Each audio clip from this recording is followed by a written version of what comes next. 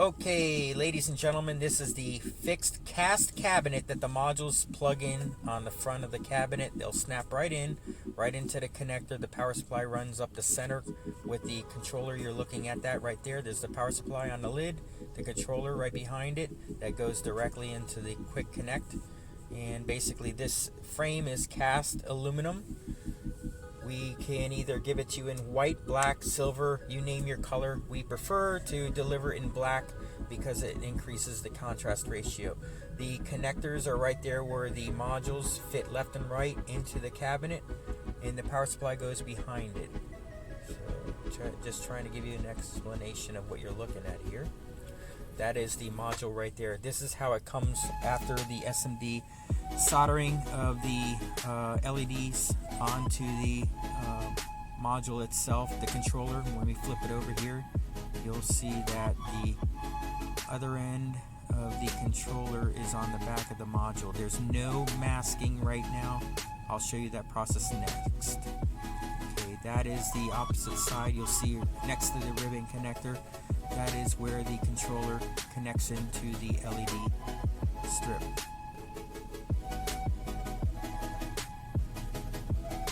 That's it. Pretty simple.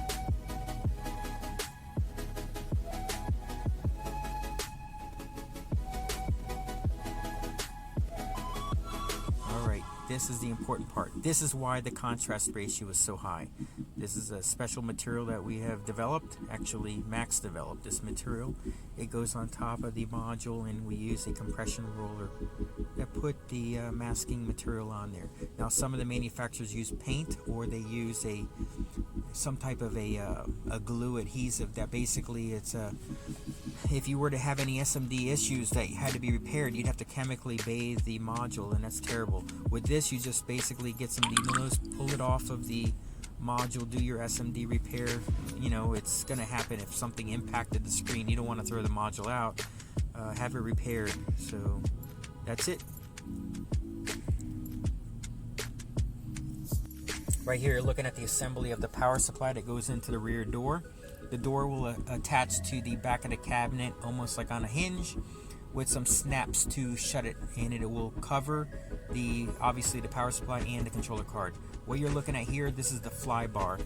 If perhaps you were going to fly all of your displays in front of your window or use it as a room divider, there's more than just putting it into a window. You can use it as a room divider, a wall, enhance the architectural features of a wall, whatever you may want to do. And it's the same thing as attaching as if you were putting it together with another cabinet. Put the fly bar on top of the top cabinet, tighten the center bolt, and then the wings, basically just like as if you're connecting another cabinet. It's that easy. That's it. And then you got the eye bolts on the top to fly it. It's as easy as that. Very simple.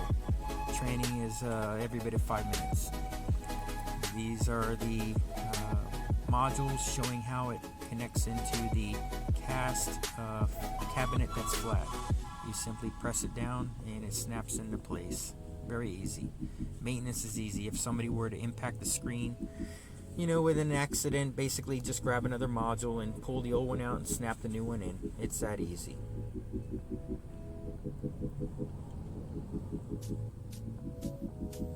Some of the other solutions, you need little micro screwdrivers, and to undo the modules, you drop the screws. They're not capacitance, and basically you got to run around looking for little screws. This is not that way. It's supposed to be easy so that anybody can get a training course in about a matter of a few minutes, and away they go.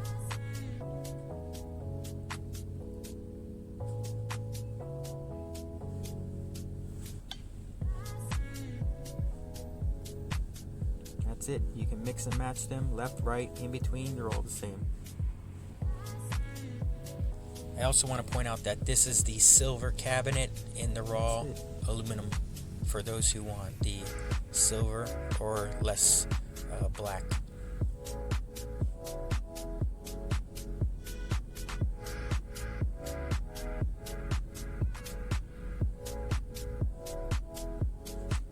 Alright, this is the flexible cabinet. You'll notice that there's no outer cabinet.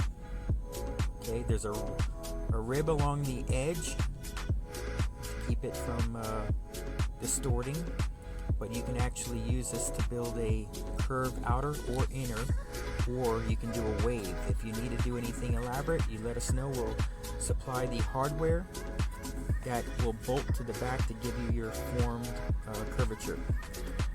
So now when you're joining a flexible cabinet to a fixed cabinet, the cabinets are not the same. We need to know what you're trying to configure so that we can give you the appropriate hardware to do curved to flat cabinet. Here we are back to the road case. If you're trying to build a mobile rig for doing events, and this would be the cabinet holding road case that is foam on top, bottoms, and sides. Pretty easy. Some people want it in a 6 cabinet configuration or an 8 cabinet configuration. I would say, if you got guys that are a little bit worried about getting too heavy, go for the 6 cabinet holding road case versus the 8. It's up to you.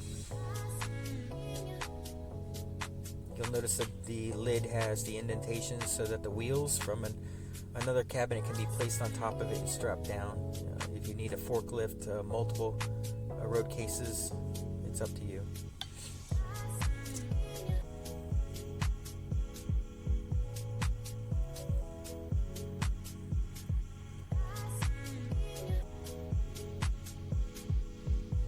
That's it. Self-explanatory.